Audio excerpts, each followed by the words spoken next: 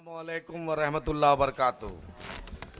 दोस्तों, बुजुर्गों, अजीज़ों, सीमांचल से चलकर हम आपके बीच सिर्फ यही पैगाम देने आए हैं कि चंपारण में जिस तरीके से सीमांचल ने अख्तर उल ईमान साहब को जिताकर भेज रहे हैं, उसी तरह आप सीताराम बाबूजी के लड़का आपका अपना राणा रंजीत भाई को कामयाब करा दीजिए।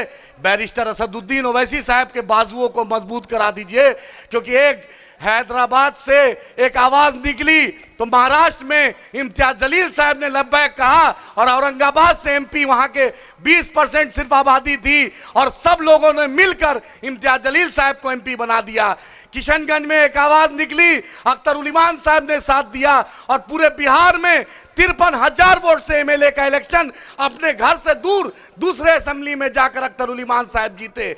आपके हर मुद्दे पर, आपके हर मसाइल पर हम आपके साथ खड़े रहते हैं। अगर दिल्ली में कोई बोलते हैं, हैदराबाद में कोई शख्स बोलता है, उसका नाम बैरिस्टर असदुद्दीन ओवैसी साहब है। महाराष्ट्र में अगर कुछ मसला होता है, आपके साथ सबसे पहली आवाज निकलती है, उनका नाम इम्तियाज जलील साहब है। बिहार के असेंबली के बाहर अगर पलटू राम को आंख से आंख मिलाकर कोई बोलता है, उस शख्स का नाम अख्तर उल ईमान है, जिसने ईमान से समझौता नहीं किया। चारों बिक गए, लेकिन जिसने ईमान से समझौता नहीं किया वो अख्तर उल ईमान साहब आपके बीच है। दोस्तों, राणा भाई आपका अपना है।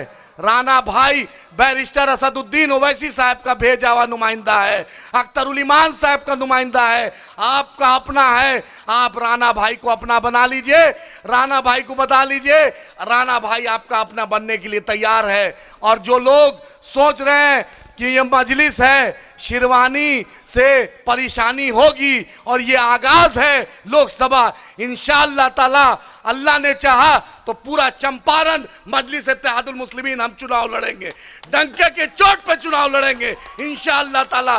फिर बताएंगे कि दलाली जो कर रहे हैं, उन दलालों को जवाब चंपारण की सरजमी देगी। ये चंपारण वही धरती है जिसने बैरिस्टर मोहनदास करमचंद गांधी को महात्मा गांधी बना के भेजा। आप सीताराम बाबू के बेटे को एमपी बना के भेजिए, इंशाअल्लाह ताला। बैरिस्टर साहब के दाएं में इम्तियाज जलील साहब बैठेंगे, बाएं में अख्तर उल ईमान साहब बैठेंगे, तो आपका भाई राणा रंजीत भी उसी सफ में बैठेगा।